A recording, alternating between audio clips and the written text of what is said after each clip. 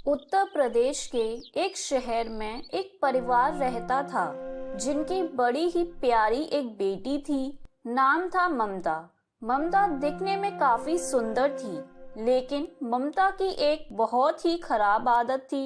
ममता जब भी खाना खाती प्लेट में बहुत सारा खाना छोड़ देती। कुछ समय बाद ममता की शादी हो जाती है।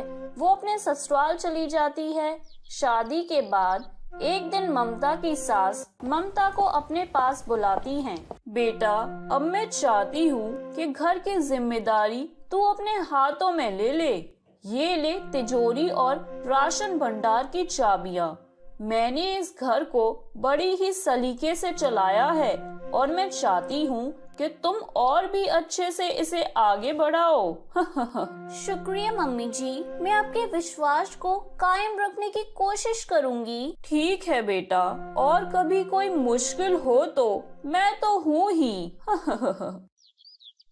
दिन बीतते जाते हैं। ममता आए दिन अपने पति से राशन का सामान मंगवाती थी। कभी शक्कर खत्म तो कभी चावल। ममता का ये रोज का काम हो गया था। एक दिन ममता की सास उसे बुलाती है। ममता, क्या बात है बेटा? महीने का राशन एक बार में क्यों नहीं मंगवा लेती? मंगवाया तो था मम्मी जी, लेकिन पता नहीं क्यों राशन कम पड़ जाता है। पर मैं तो हमेशा जो मंगवाती थी उसी में ही बरकत होती थी। घर का कोई सदस्य बढ़ा भी नहीं और ना ही कोई मेहमान आया। फिर क्या बात है बेटा? ममता को सास पर गुस्सा आ जाता है। ओहो, तो क्या कहना चाहती हैं आप मम्मी जी? मैं अकेले सारा खाना खा जाती हूँ या घर का राशन छिपा देती हूँ? अरे नहीं नहीं ममता बेटा, मेरे कहने का ये मतलब बिल्कुल नहीं है। तो क्या मतलब मम्मी जी? जो भी खाना बनता है आपके सामने ही तो बनता है। ममता की सास चुप हो जाती है। वो सोचती है कि वो देखेगी कि आखिरकार महीने भर का राशन इतनी जल्दी कैसे खत्म हो रहा है। ममता की सास कुछ दिन किसी न किसी बहाने से रसोई में जाती तो देखती कि बहुत सा खाना बना हुआ फ्रिज में रखा है, तो कुछ जानवरों के लिए।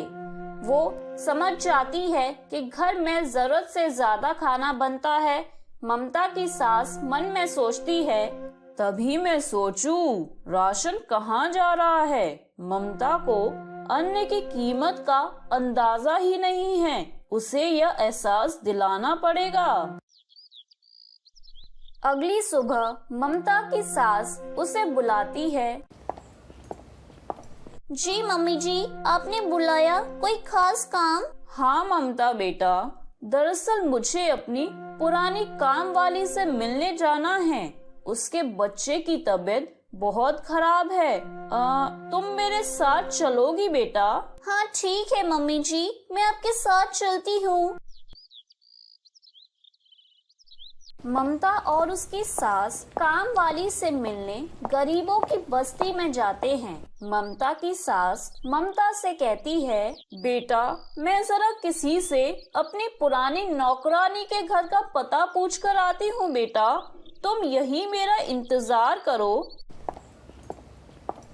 ममता एक घर के बाहर खड़ी हो जाती है और अंदर देखने लगती है। घर के अंदर का दृश्य देखती है।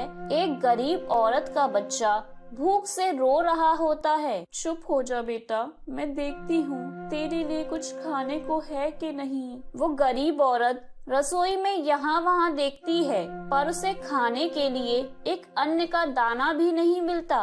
ओहो, घर में तो अन्न का एक दाना तक नहीं है। हे भगवान, किसी को तो तू इतना देता है कि वो अन्न को नाली में बहा देते हैं, और मेरे पास इतना भी नहीं कि मैं अपने बच्चे का खाली पेट भर सकूं। ये देखकर बाहर खड़ी ममता की आंखों में आंसू आ जाते हैं। तभी उसकी सास उसके पास आ जाती है। चलो ममता बेटा, उस नौकरानी के घर का पता मिल गया है। दोनों साथ में नौकरानी के घर जाते हैं, जहाँ उसका बच्चा पलंग पर बीमार पड़ा होता है। अरे कांता, क्या हुआ तेरे बच्चे को? अरे क्या बताएं मालकिन, डॉक्टर को दिखाया था। डॉक्टर ने कहा था खराब खाना खाने से इसकी तबीयत बिगड़ गई है। अरे तो इसे खराब खाना खिलाया ही क्यों? क्या बताएं छोटी मालकिन, किसी के घर से ले आए थे, उन लोगों का बासी खाना रखा था, वो फेंक रहे थे और हमारे पास खाने को अन्न तक नहीं था। हमें क्या पता था कि उस खाने से हमारे बच्चे की तबीयत इतनी खराब हो जाएगी। इतना कहकर कांता जोर जोर से रोने लगती है।